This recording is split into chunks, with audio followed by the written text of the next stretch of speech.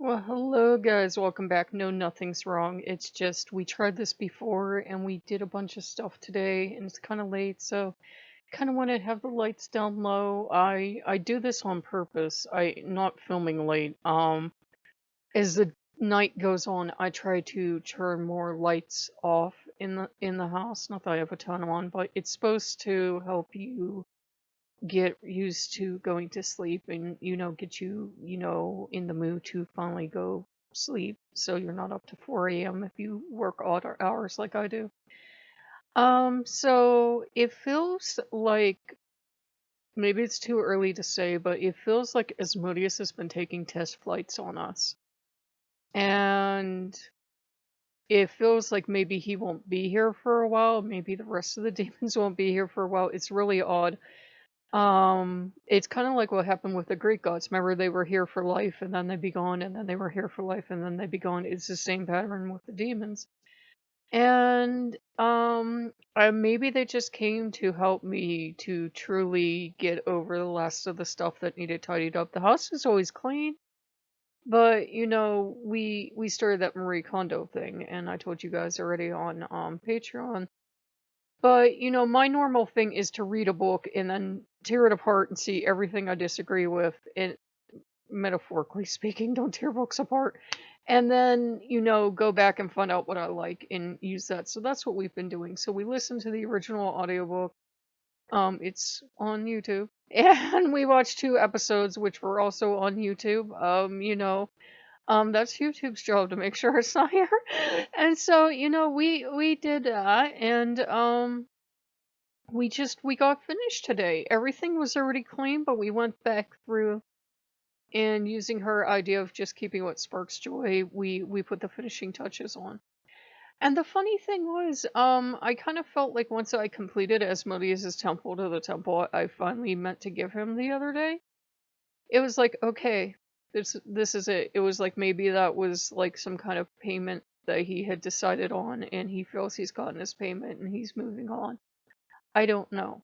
I do know I'm getting a lot of hints and a lot of hits for the name Michael. Like San Miguel came up on my wallpaper on Windows today. Yeah, I think it was San Miguel, or it was another, spelling for saint. But like Michael is coming up everywhere, and I'm like, well, I would still be open to working with angels, but not in a Catholic sense. Obviously, there are a couple tiny Catholic things still left in the house. But they are from after the bad time in the church, and they are from saints that either contacted me and helped me through a tough time, or they're just, I just like that saint too much to, worry about what time of my life it came from. But only like 2 tiny tchotchkes, not like 500 things. Nothing that had bad energy. Marie Kondo, does it spark joy? Yes, keep it. If it doesn't, out it went. And, Loki asked me if I would talk about this, and he said it's going to be super timely for one of you. So when one of you sees this at 7 in the morning and you think, what's wrong with her? I'm trying to get my body set to going to sleep. Um, I had to stop being my mother's secretary, and he's been telling me this for years because this December will make a decade since my mother passed. And at first, I was in no position to, let her stuff go because my father had died 2 years before.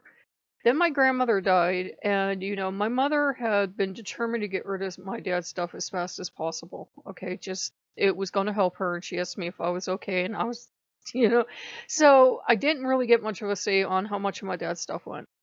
And then, or maybe I did. I can't really remember. Stroke.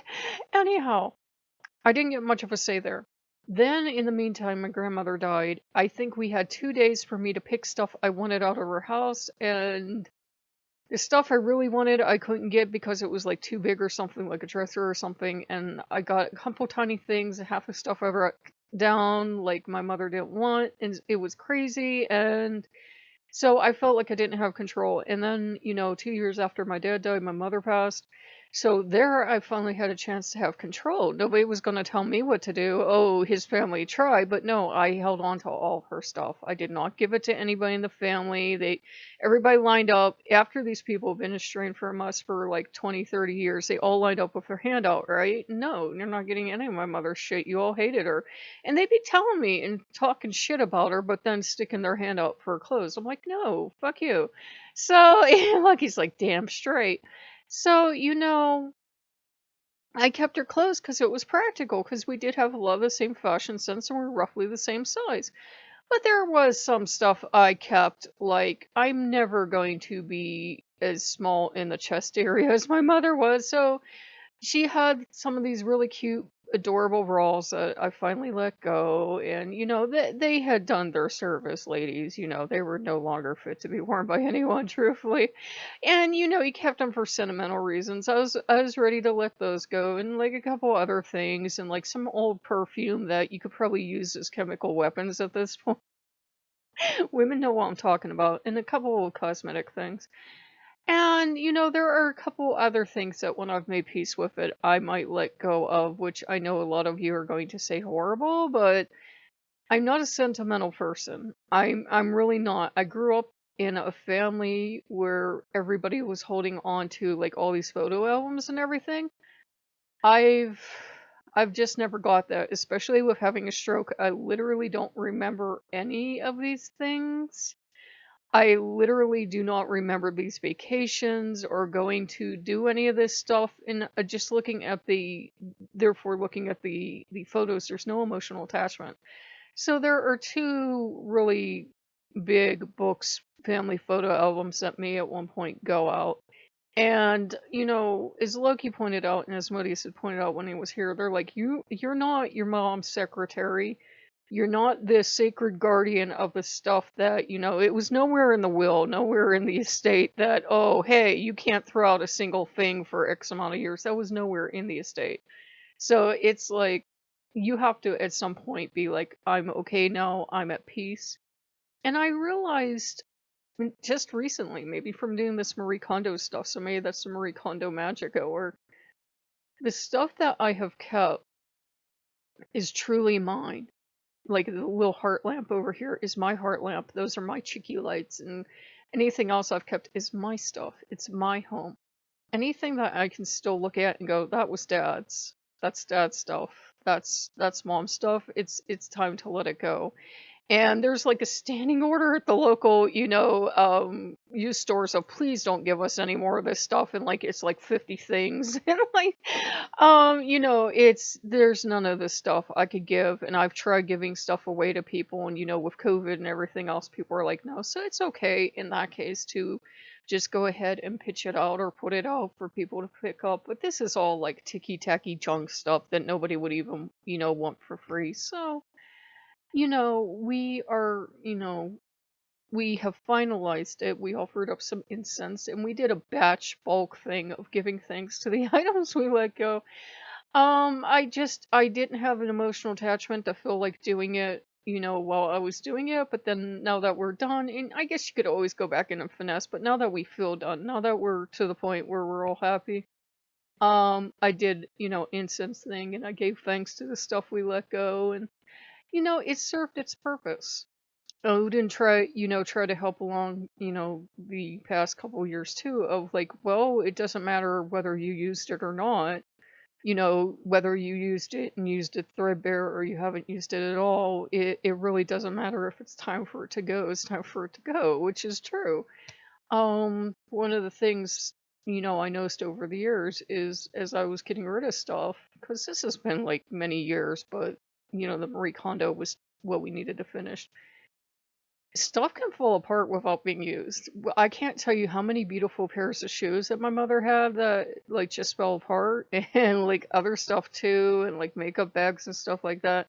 So you really can't hold on to stuff forever, guys. It will eventually just fall apart just sitting there, because that's what things do. Like glues give out, threads break, if it's old enough, it might get moth eaten.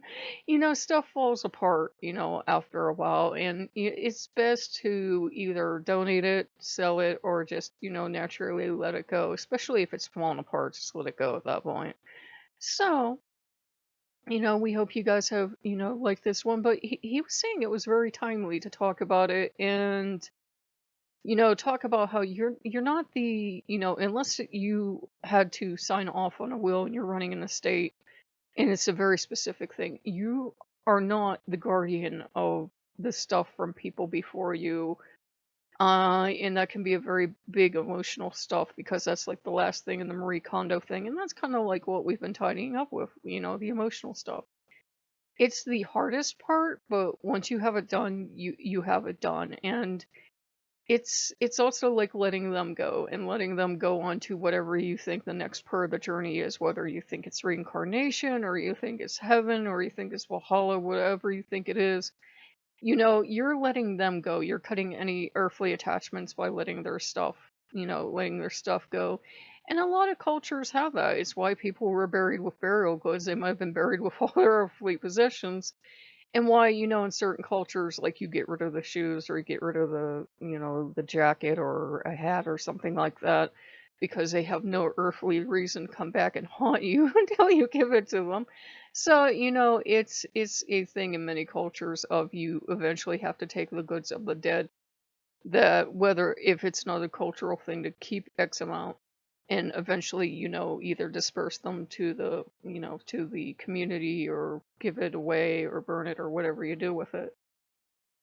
So, we hope you enjoyed that, and we're trying to get back to like 7 a.m. and I'm going to be interested to see if this comes out okay.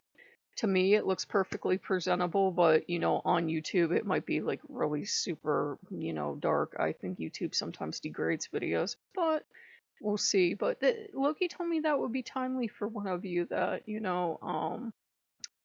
it's okay to let go of stuff. That's a message I'm getting a push to tell you. I don't speak for them, but he's like, this is timely. It's okay to let go of stuff. I don't care how much you paid for it. Consider it sunk cost. Get rid of it, sell it, pitch it. I don't care. Whatever feels the least stressful to you, do that. I don't care if it belongs to someone you truly love. They're not there to use it anymore for whatever reason. It's okay to let it go eventually. It really is. The things aren't the person, the things aren't the memories. They really aren't. They aren't. You will reach a point where you'll be ready. If you're not ready now, you will reach a point where you'll be like, "Oh, it's okay. I can truly let it go." And think about what they would want. They would not want you to have a house full of stuff that you aren't using or enjoying. They wouldn't want you, if they loved you at all, if they cared about you at all, they wouldn't want you to have a whole bunch of stuff in your house you don't use, and if anything, they make you sad. And, that's a good sign too. If it just makes you sad and depressed and reminds you of the person you lost and loved and everything, that's a sign too of, let it go, and however you dispose of it or give it away or whatever, then it can go on to someone who can, enjoy it and appreciate it. And, the person will always, whether you believe they've gone on to an afterlife or they live on in your heart or whatever, they would be much happier with that. For me, I really haven't had any like afterlife contact with my mom. Well, my dad came back for like a little bit. My mom did do a couple things, but then she had told me they had a serious plan for their afterlife, that once they were both on the other side, they were taking off and my brother and I were on our own, and they seem to have kept to that promise. So they don't need me to be keeping their stuff. They don't need me to be playing Sacred Guardian of the stuff that I don't like and doesn't spark joy. So Loki's like, this is extremely timely for so many people. You have no idea. You don't have to keep anything that doesn't spark joy. And if you don't like Marie Kondo's, way of putting it, look, he's like, don't keep stuff that makes you sad. Just don't get rid of it. I don't care. So, he's like, this is extremely timely to like just give it up. And so we lit the incense because as far as I'm concerned, we're done. Yeah, you could always go through the rest of your life. You'll probably be able to always go through your house periodically and freshen up and get rid of stuff and that. Yeah, that's normal, but it feels done for now, and that's the important thing. And at first, the energy had felt really sad, and it had felt really blah. And I said, "Why?" And Loki goes, "Well, it's like you're all those bad memories and yuck and everything got kind of compounded into that stuff, and it's like you cleaned it all out at once. Of course, the energy feels yucky." But that's why you do the giving thanks part, and that's why you do the letting it go part, and that's why we did the incense part, and then we watched some Marie Kondo. So it seems like the house is really, really nice and calm now, and it feels like a little tiny fox is going to curl up and go to sleep. So I'm going to wrap this up. So if you guys like what you see, like, comment, subscribe, and we will see you later. Bye bye.